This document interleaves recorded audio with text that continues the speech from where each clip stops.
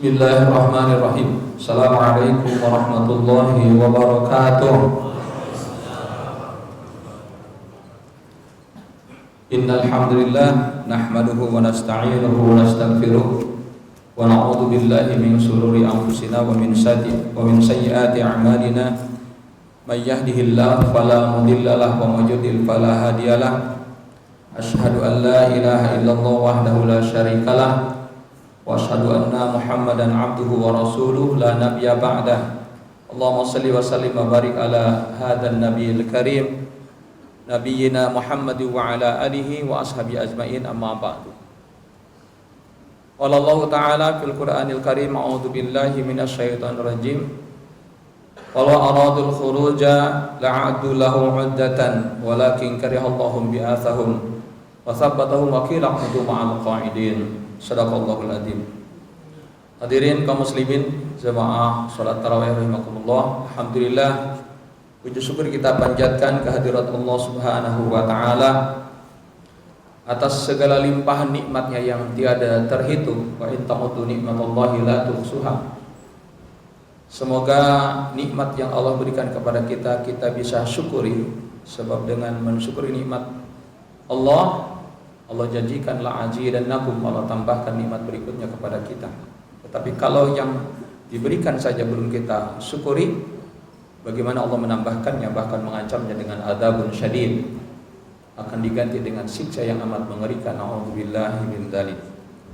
Salawat dan iring salam semoga tercurah limpahkan kepada Nabi kita Nabi Muhammad sallallahu alaihi wasallam, kepada keluarga dan para sahabatnya, dan semoga tercurah pula kepada seluruh umatnya yang tetap setia beristiqomah menjalankan sunnah-sunnahnya. Para jemaah sekalian, di awal Ramadan ini saya ingatkan kembali bagaimana keutamaan bulan Ramadan. Di antaranya Ramadan adalah bulan ampunan Allah. Tadi pagi subuh saya sampaikan bagaimana dengan saum Ramadan kita diampuni dosa, dengan qiyamul Ramadan yaitu salat tarawih kita diampuni dosa, dengan khusus qiyamul lail di malam Lailatul Qadar kita diampuni dosa, dengan sedekah kita diampuni dosa, dengan zakat fitrah kita diampuni dosa. Maka Rasul bersabda, rogima ampu abdin aw ba'da, sungguh celaka orang yang mendapati Ramadan hingga Ramadan meninggalkannya, dosanya tidak diampuni oleh Allah Subhanahu wa taala. Jadi bagian yang harus kita khawatirkan di Ramadan adalah bahwa selesai Ramadan dosa kita belum diampuni oleh Allah Subhanahu wa taala. Maka terus kita harus mohon ampun dari setiap dosa dan lakukan setiap amal dengan imanan wa ihtisaban, dengan penuh keimanan, penuh harap dan keikhlasan, agar ibadah di Ramadan ini menjadikan kifarat atas dosa dan kesalahan kita 11 bulan yang lalu yang sudah kita lakukan. Para jemaah sekalian, juga di Ramadan ini adalah yang harus kita tahu dan harus kita imani adalah setiap amal kita dilipat gandakan 10 sampai 700 kali lipat. Ya, di dalam hadis Nabi Rasul bersabda, kullu amal ibni Adam yudha'aful hasanatu asyru amthaliha ila 700 dhi'fin. Ya, setiap amal ibadah itu dilipat gandakan dari 10 sampai 700 kali lipat nilai di Ramadan. Berbeda dengan di bulan-bulan lain. Qala Allah azza wa jalla, Allah azza wa jalla berfirman, illa shauma, kecuali saum. Saum melebihi ya dari tadi amalan-amalan yang lain. Kalau yang amal lain di Ramadan adalah 700, tapi kalau yang saum berbeda, tidak terhitung, tidak terhingga. Fa innahu li wa ana ajibih, kalau saum untukku dan aku yang langsung akan berikan hadiah pahalanya. Kenapa? Yad'u syahwatahu wa ta'amahu min ajli, sebab mereka sudah sabar menahan diri dari makan dan minum dan dari syahwat di siang hari. Nah, jadi keistimewaannya luar biasa. Kemudian para ulama menggambarkan tentang kehebatan pahala yang tiada terbatas itu, bahwa saum Ramadan itu sama dengan melakukan kesabaran yang luar biasa. Ketika kita mampu menahan diri dari makan, minum, dari syahwat, dari maksiat, lalu kita niatkan itu untuk Allah Subhanahu wa taala dengan harapan ingin pahala, ingin ridhonya, maka sama dengan sabar. Kalau kita lihat dalam Al-Qur'an surat Az-Zumar surat 36 ayat 10, Allah berfirman, "Innama yuwaffas sabiruna ajrahum bighairi hisab." Sesungguhnya orang-orang yang sabar, dia akan mendapatkan balasan yang tiada terbatas. Subhanallah. Jemaah sekalian, di antara sekian dari keutamaan ibadah Ramadan adalah kehebatan pahalanya, ampunan Allah. Belum lagi idza jaa Ramadan futihat abwabul jannah, ketika datang Ramadan dibuka pintu surga lebar-lebar. Kemudian ditutup pintu neraka rapat-rapat. Ya, kemudian wasubidatis syaitan, dibelenggu setan.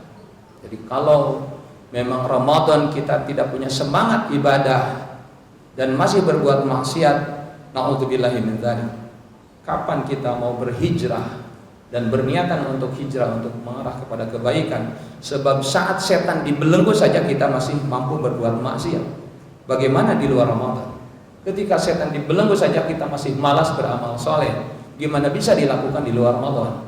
Nah, ini harus menjadi catatan kalau ingin hijrah. Harusnya diawali dari Ramadan, dimulai. Jemaah sekalian, kalau sampai malam ini, kalau sampai malam ini belum ada ghirah, semangat dan nikmat lezatnya beribadah Ramadan, hati-hati. Ini belum dapat hidayah dari Allah. Bapak dari rumah sini nggak ada nikmat, nggak ada ghirah, nggak ada semangat untuk sujud dan berniat, ya Allah, semoga saya bisa menyelesaikan tarawih sampai akhir Ramadan. Kalau belum ada semangat itu, hati-hati, nggak ada hidayah. Kenapa nggak ada hidayah? Mungkin dari awal memang nggak punya rencana untuk ibadah. Dan ini Allah sampaikan yang ayatnya saya baca tadi di awal. A'udzubillahi minasyaitonir rajim. Wala aradul khuruja, surat At-Taubah surat 9 ayat 46. Wala aradul khuruja la'addu lahu 'uddatan walakin karimallahu bi'athahum wa thabbatahum wa qila qudu ma'al qa'idin. Jikalau memang mereka mau berangkat, tentunya mereka mempersiapkan diri untuk keberangkatan itu. Tetapi Allah tidak menyukai atas keberangkatan mereka, maka Allah lemahkan keinginan mereka. Dan Allah katakan, tinggallah kalian bersama orang-orang yang tinggal itu. Kalau kita sungguh meraih Ramadan untuk menjadi ladang amal, kebaikan, dan kita mengimani bagaimana apa yang disampaikan Rasul tentang kehebatan Ramadan, tentang berkahnya, rahmatnya, ampunannya, semua, maka kita punya semangat. Sebelum Ramadan ada semangat. Yang dicontohkan oleh para salafus saleh, 6 bulan sebelum datang Ramadan mereka sudah doa, Allahumma sallimni ila Ramadan, ya Allah, sampaikan aku sampai bulan Ramadan. Wasallim li Ramadan, sampaikan Ramadan kepadaku. Wa tasallamhu minni mutaqabbala, ini doanya. Dan terimalah amal-amalku nanti di bulan Ramadan. Berarti 6 bulan sebelumnya sudah menyiapkan apa yang akan dilakukan di bulan Ramadan. Sudah punya semangat. Bayangkan kalau orang dari awal sudah semangat, ketika dapatkan di samping bahagia, maka dia akan mendapatkan lezatnya ibadah, nikmatnya ibadah. Nah, kita kadang-kadang sampai hari ketiga udah mulai males, masjidnya panas, nggak enak, imamnya lama lagi, nah, udah gitu makan kekenyangan, ngap jadinya, ya baru 2 rakaat udah nguap, gimana semangat? Ya.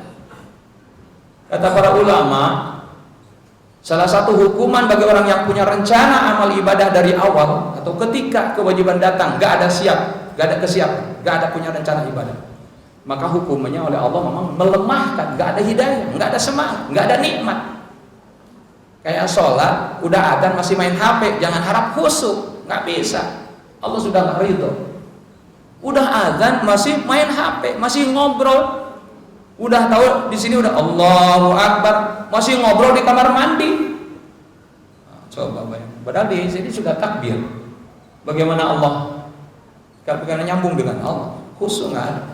Sebab harus serius. Jadi ketidaksiapan orang ketika masuk pada kewajiban tidak siap sampai dengan melecehkan kewajiban itu. Kalau dia sungguh-sungguh, maka dia akan persiapkan dengan sesiap-siap. Maka dia akan merasakan bagaimana nikmatnya ibadah di Ramadan, akan merasakan nikmatnya sujudnya ketika tarawih, akan menikmati bagaimana makan sahur itu nikmat, bangunnya yang dinikmati, berkahnya yang dia nikmati.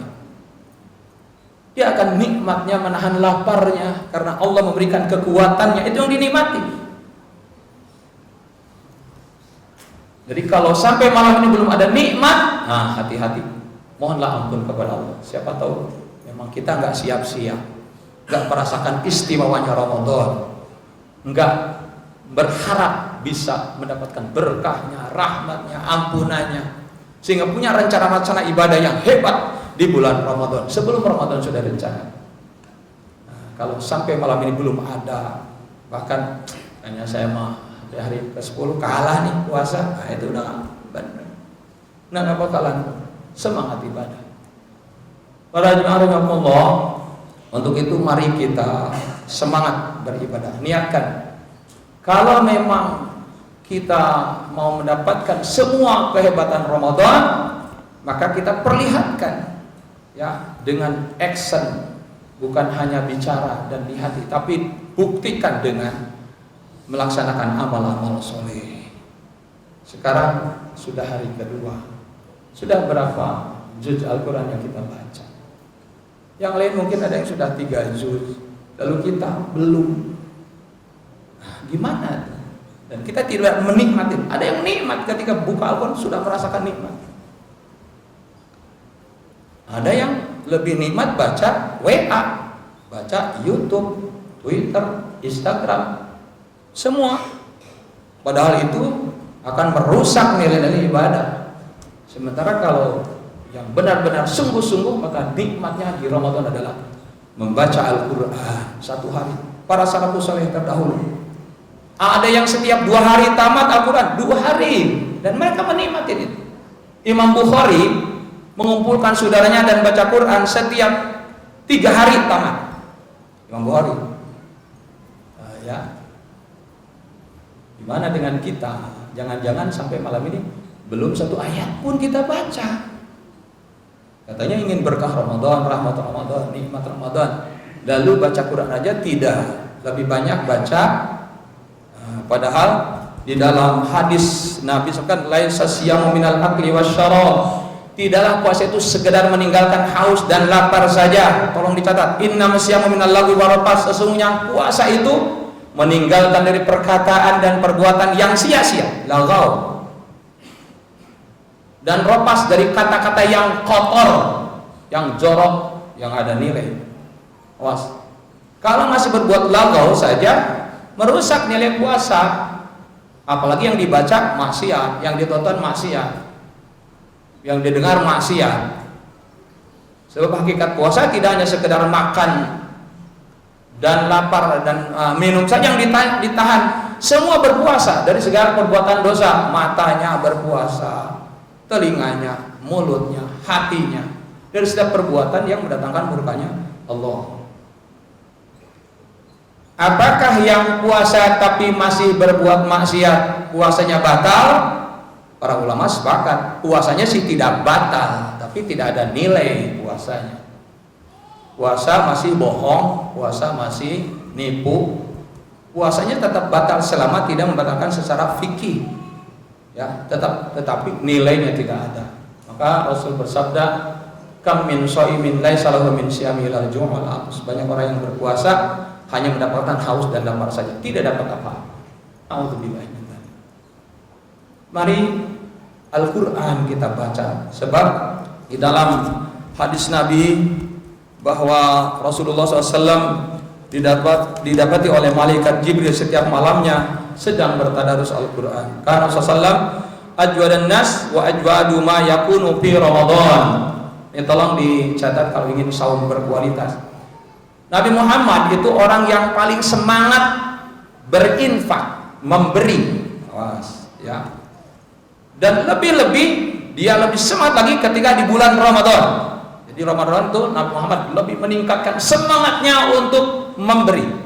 Jadi di antara amaliyah Ramadan harus banyak memberi, harus banyak berinfak, ya, sehingga di dalam hadis Nabi, man fatara shaiman kana lahu mislu ajrihi wa annahu la yanqusu min ajri shaimin syai'un. Ya. Siapa yang memberi makan yang berbuka, maka dia mendapatkan pahala orang yang berbuka tersebut tanpa mengurangi pahala yang berbuka tersebut. Kan hebat. Kita ngasih 100 orang, di antara yang 100 mungkin kualitas berbeda. Ada yang lagi bagus puasanya, ada yang hebat. Kita akan mendapatkan pahala itu manakala kita mampu berbagi. Bapak Ibu, maaf, yang disebut hebat itu bukan banyak duit, bukan kaya. Orang kaya mah yang korupsi juga banyak yang kaya, penjahat juga banyak yang kaya. Yang hebat itu manakala kita dengan harta banyak berinfak.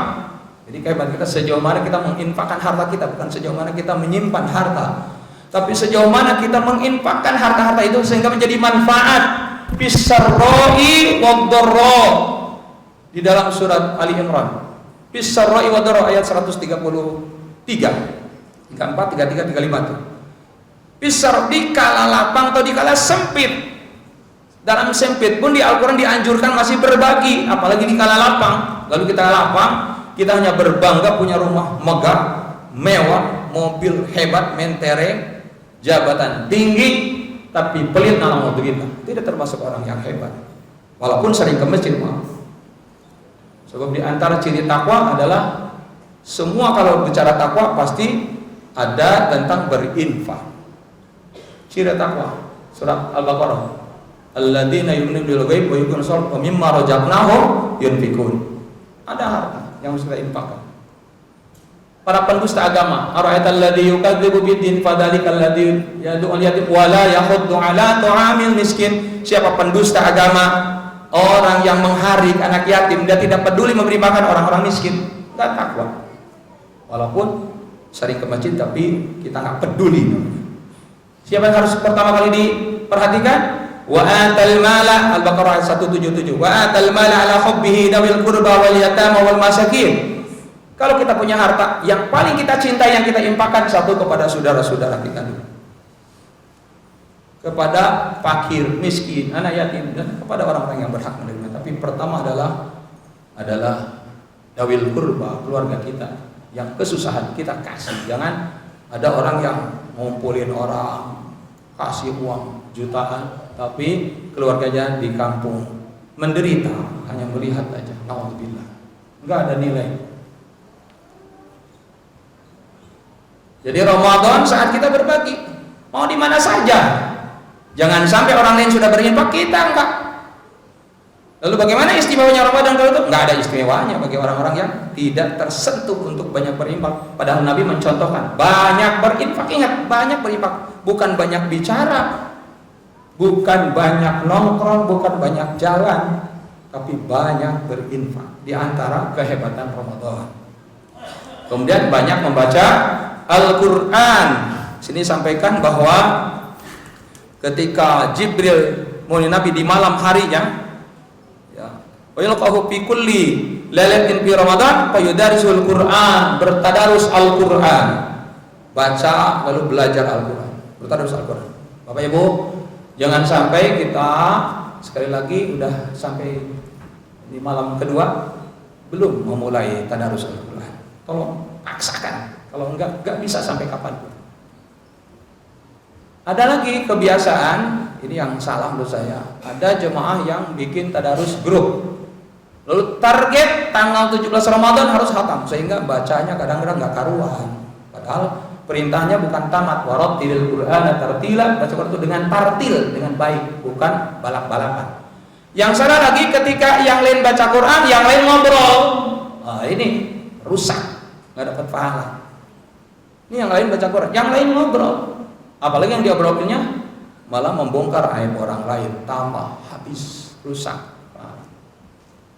Dan juga saya mohon kepada jemaah, jangan sampai nanti kadang-kadang kita udah awal masuk masjid di sini, yang lain sholat sunnah, yang lain yang sudah kadang ngobrolnya keras. Nabi sangat membenci orang yang mengganggu orang yang di samping ada sholat sementara dia mengganggu. Jangankan dengan ngobrol, dengan baca Quran aja nggak boleh. Nabi menegur orang baca Quran keras, dan sementara sampingnya ada yang ngaji, yang ada yang sholat. Nah, jadi tolong jangan sampai ngobrol sementara di sampingnya ada yang sholat. Ya, apalagi kalau dari azan dan iqamat. Azan dan iqamat itu adalah sunnah kita berdoa. Di antara doa, tempat waktu ijabah doa adalah antara azan dan iqamat. Minta, apalagi di bulan Ramadan. Sebab Ramadan itulah tempat doa dikabulkan Allah Subhanahu wa taala. Hadirin kaum muslimin sidang tarawih rahimahullah, mari kita hidupkan Ramadan dengan qiyamul Ramadan. Jangan punya niatan sedikit pun untuk tidak tamat Ramadan. Berusaha, mintalah ke Allah dengan sungguh-sungguh agar kita termasuk orang yang mampu melakukan kegiatan Ramadan hingga akhir. Jangan sampai hari ketiga, hari keempat udah mulai malas. Kemudian lalu bertadarus Al-Quran, isilah tadarus Al-Quran, bacalah Al-Quran, bukalah Al-Quran. Sekarang sangat mudah, ya. Mau di mana saja kita buka Quran bisa, mau dengan artinya atau mau mendengarkannya saja bisa, sangat mudah. Lalu diberikan kemudahan, tetapi tidak dipergunakan.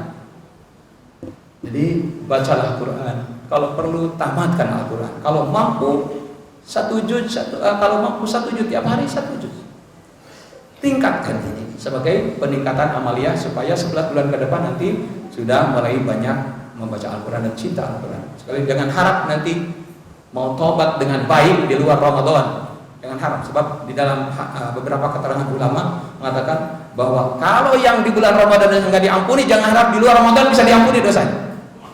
Sebab tidak ada sehebat di bulan Ramadan Allah bukakan segala pintu maafnya dengan berbagai amal ibadah yang bisa mengantarkan pada ampunan Allah. Para sekalian, lalu terus ikutin kajian-kajian di Ramadan. Sebab Nabi bilang ketika kalian mendapatkan taman-taman surga maka mampirlah.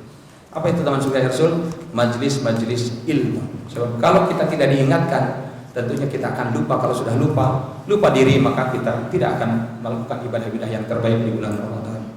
Para sekalian, semoga Allah berikan hidayah taufiknya kepada kita, dan tinggal beberapa hari ke depan, ya sudah 1 hari kita lewatkan, lalu beberapa hari ke depan mari kita isi ya bulan Ramadan ini menjadi Ramadan terbaik untuk kita, untuk berhijrah kepada Allah, untuk bertaubat kepada Allah, untuk kembali semangat ibadah kepada Allah, agar 11 depannya kita menjadi orang-orang yang sudah terbiasa dengan menikmati bagaimana bertaqarrub ila Allah, beribadah kepada Allah. Harapan kita saat akhir hayat kita pantas kita mendapatkan akhir hayat husnul khatimah. Amin ya rabbal alamin. Demikianlah para sekalian apa yang saya sampaikan, semoga bermanfaat. Sebelum saya mengakhiri tausiah, himbauan kepada jemaah, baik bapak-bapak atau ibu-ibu atau anak-anak remaja mungkin yang membawa ponsel, tolong saat-saat tarawih ponselnya untuk tidak diaktifkan. Ini akan mengganggu jemaah yang lain untuk bisa khusyuk dalam ibadah. Kemudian anak-anak kecil mohon dijaga oleh orang tuanya. Jangan sampai nanti udah sapnya rapi, tiba-tiba lagi sholat keluar tuh jadi bolong.